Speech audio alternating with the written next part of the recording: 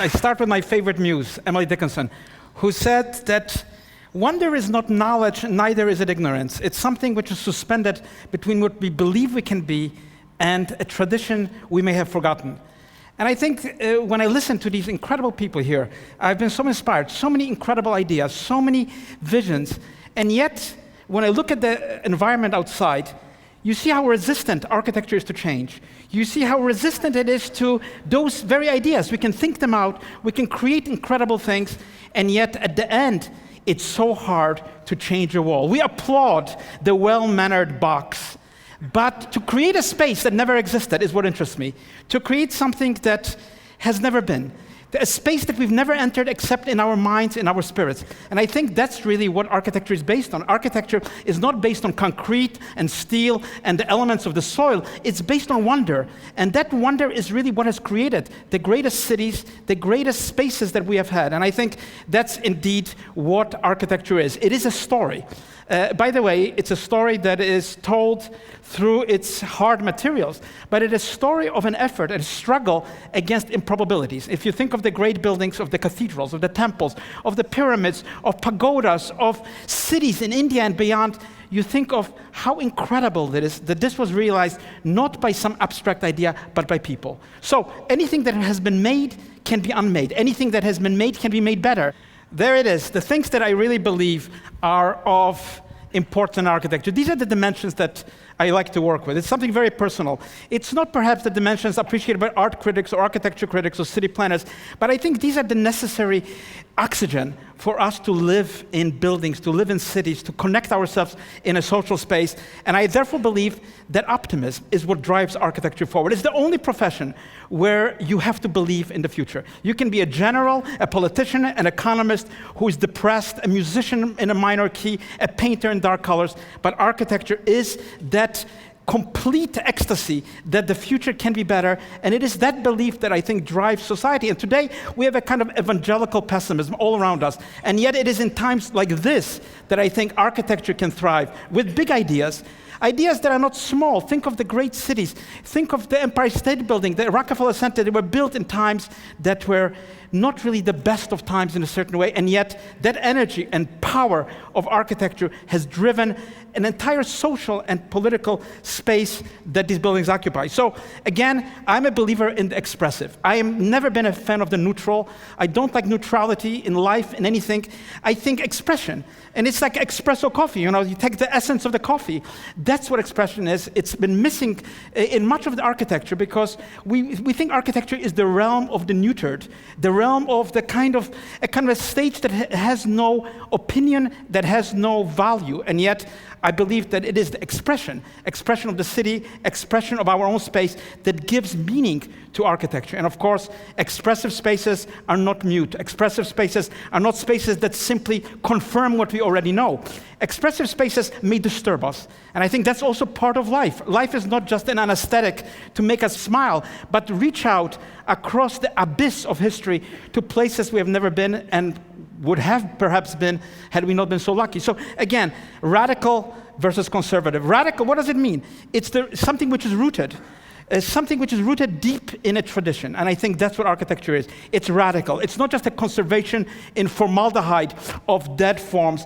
It is actually a living connection to the cosmic event that we are part of and a story that is certainly ongoing. It's not something that has a good ending or a bad ending. It's actually a story in which our acts themselves are pushing the story in a particular way. So again, I'm a believer in the radical architecture. The Soviet architecture of that building is the conservation. It's like the old Las Vegas used to be. It's about conserving emotions, conserving the traditions that have obstructed the mind in moving forward. And of course, what is radical is to confront them. And I think architecture is a confrontation with our own senses. Therefore, I believe it should not be cool. There's a lot of appreciation for the kind of cool architecture. I've always been an opponent of it. I think emotion is needed. Life without emotion would really not be life. Even the mind is emotional. There is no reason which does not take a position in the ethical sphere, in the philosophical mystery of what we are. So I think emotion is a dimension that is important to introduce into city space, into city life. And of course, we are all about the struggle of emotions. And I think that is what makes the world word wondrous place.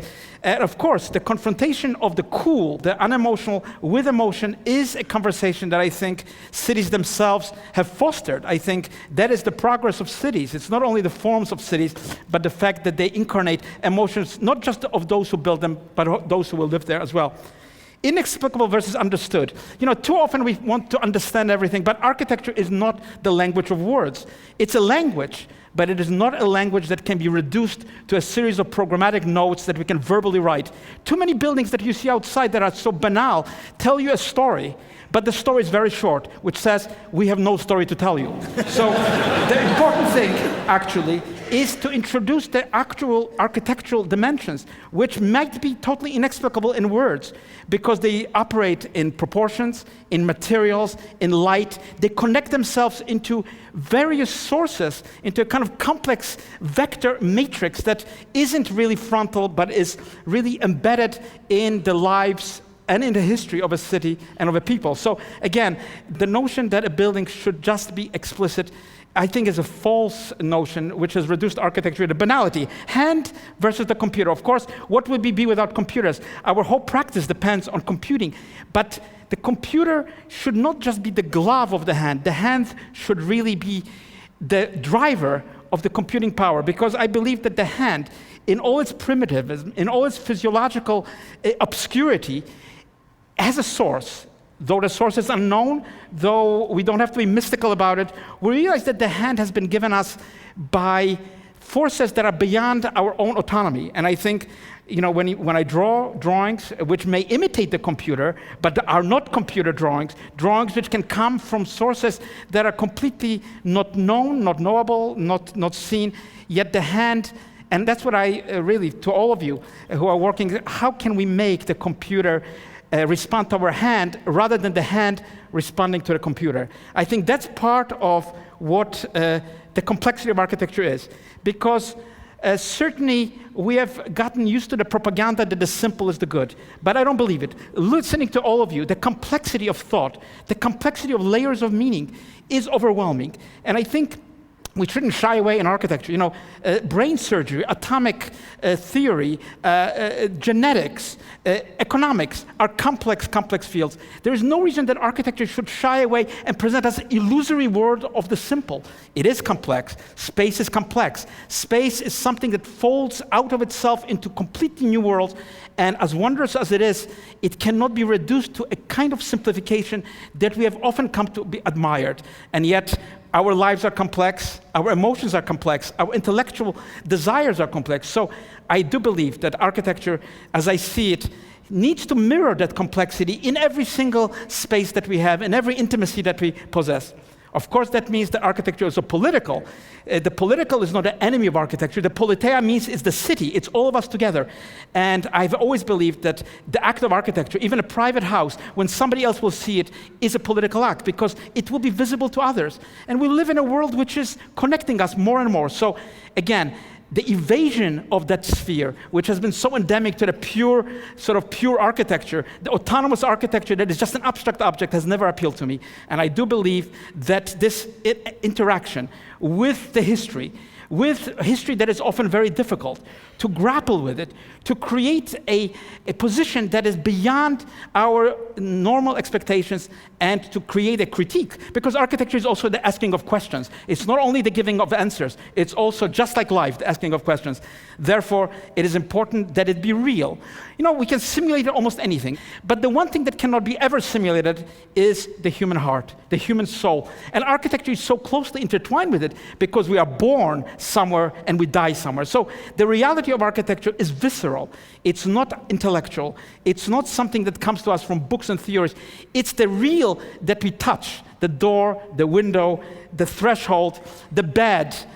Such prosaic objects. And yet I try in every building to take that virtual world, which is so enigmatic and so rich, and create something in the real world. Create a space for an office, a space of sustainability that really works between that virtuality and yet can be realized as something real. Unexpected versus habitual. What is a habit? It's just a shackle for ourselves. It's a self-induced poison. So the unexpected is always unexpected. It's true. The cathedrals, as unexpected, will always be unexpected. Frank Gehry's building, they will continue to be unexpected in the future. So not the habitual architecture that instills in us the false sort of stability, but an architecture that is full of tension, an architecture that goes beyond itself to reach a human soul and a human heart, and that breaks out of the shackles of habits.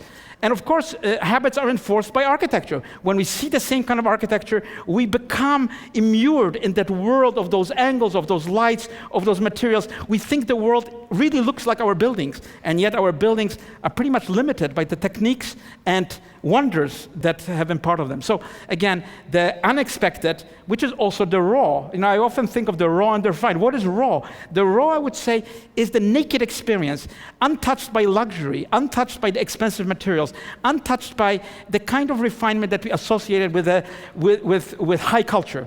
So the rawness, I think, in space, the fact that sustainability can actually, in the future, translate into a raw space, a space that isn't decorated, a space that is not mannered in any source, but a space that might be cool in terms of its temperature, might be refractive to our desires, a space that doesn't always follow us like a dog that has been trained to follow us, but moves ahead into directions of demonstrating other possibilities, other experiences that have never been part of the vocabulary of architecture. And of course, that juxtaposition is of great interest to me because it creates a kind of a spark of new energy. So I do like something which is pointed, not blunt, something which is focused on reality, something that has the power through its leverage to transform even a very small space. So architecture maybe is not so big like science, but through its focal point, it can leverage in an Archimedean way what we think the world is really about. And often it takes just a building to change our experience of what could be done, what has been done, how the world has remained both in between stability and instability. And of course, buildings have their shapes. Those shapes are difficult to change, and yet I do believe that in every social space, in every public space, there is a desire to communicate more than just that blunt thought, that blunt technique, but something that pinpoints and can pinpoint in various directions, forward, backward, sideways, and around. So that is indeed what is memory. Because I believe that my main interest is memory. Without memory, we would be amnesiacs. We would not know which way we were going and why we are going where we're going.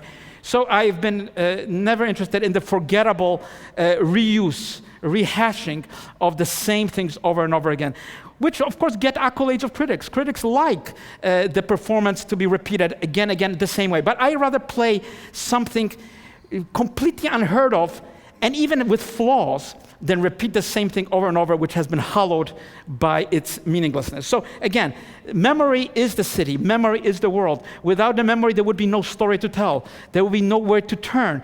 The memorable, I think, is really our world, what we think the world is, and it's not only our memory, but those who remember us, which means that architecture is not mute. It's an art of communication. It tells a story. The story can reach into obscure desires. It can reach into sources that are not explicitly available.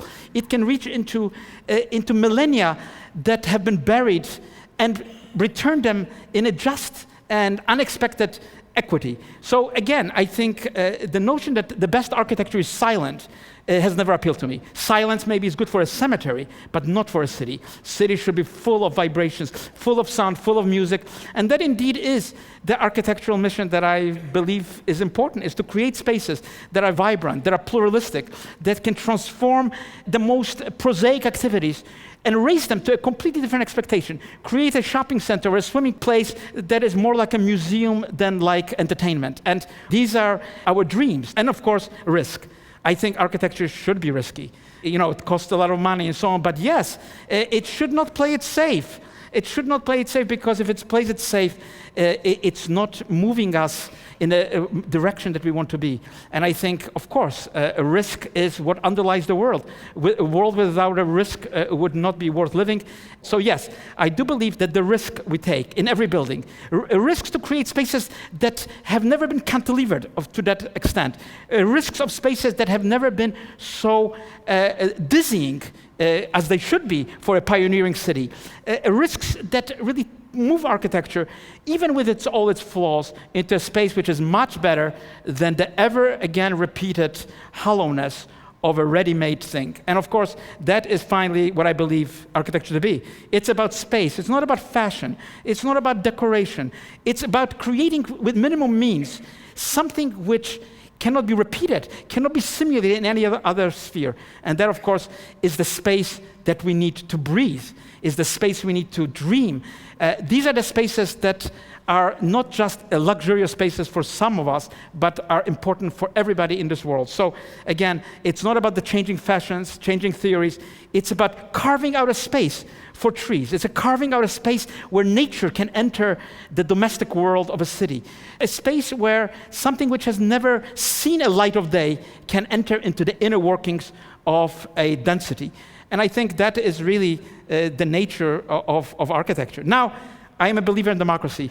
I don't like beautiful buildings built for totalitarian regimes, where people cannot speak, cannot vote, cannot do anything. We too often admire those buildings. We think they're beautiful, and yet when I think of the poverty of society, which doesn't give freedom to its people, I don't admire those buildings. So democracy, as difficult it is, I believe in it. And of course, at ground zero, what else? It's such a complex project. It's emotional. There are so many interests. It's political. There are so many parties to this project. There are so many interests. There's money. There's political power. There are emotions of the victims. And yet, in all its messiness, in all its difficulties, I would not have liked somebody to say, this is the tabula rasa, Mr. Architect, do whatever you want. I think nothing good will come out of that. I think architecture is about consensus, and it is about the dirty word, compromise. Compromise is not bad. Compromise, if it's artistic, if it is able to cope with its strategies, and there's my first sketch and the last rendering, it's not that far away, and yet compromise, consensus, that is what I believe in. And ground zero, despite all its difficulties, it's moving forward. It's difficult, 2011, 2013, Freedom Tower, the memorial, and that is where I end. I was inspired when I came here as an immigrant on a ship like millions of others, looking at America from that point of view. This is America. This is liberty. This is what we dream about. It's individuality demonstrated in the skyline. It's resilience. And finally, it's the freedom that America represents, not just to me as an immigrant, but to everyone in the world. Thank you.